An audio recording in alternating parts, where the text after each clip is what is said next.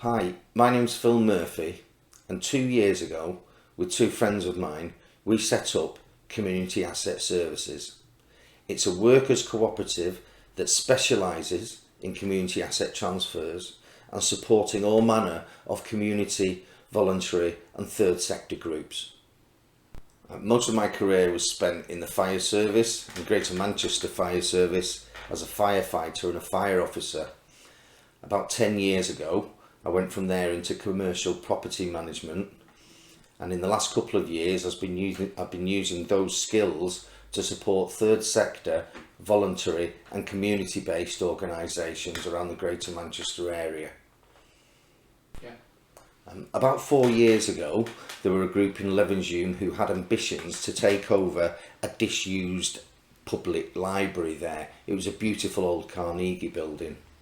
I joined that group, I helped them negotiate with the council, and eventually they took over that building on a community asset transfer, and now it's run as a community art facility for the whole of Levenshulme and Burnage.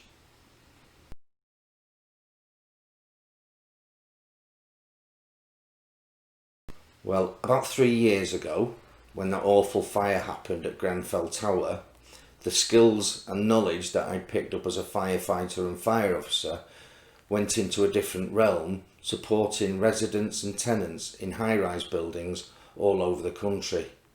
Since then, we've carried out some consultations with tenant groups all over the country, including trips to London. Now, I work across the country with groups such as London Tenants Federation, Tower Blocks UK and Grenfell United. What we're trying to do is organise tenants into a network of groups and individuals that can have a voice in the face of all the changes that are coming about following that disaster at Grenfell Tower. Working with a friend of mine, Stu Hodkinson from Leeds University, we've presented evidence at the All-Party Parliamentary Group for Fire Safety and to the Housing, Communities and Local Government Scrutiny Committee.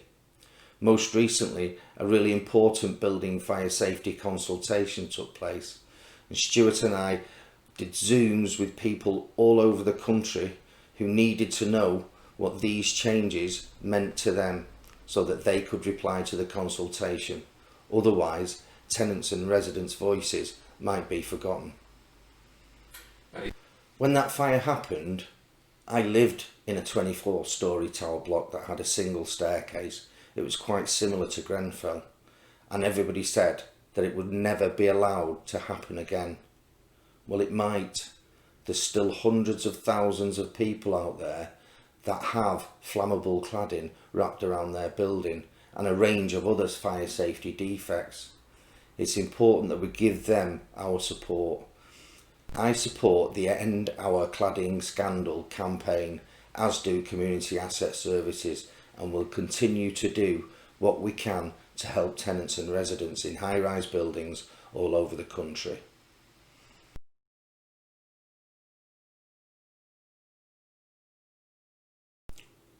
If you're in a building with fire safety problems, or you're facing issues with an EWS1 certificate, then get in touch with the National Leasehold Campaign or the UK Cladding Action Group.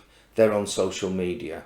Or failing that, contact me at Community Asset Services and I'll put you in touch with people that will help and support you. Changes are happening now and people need to have their say in these changes.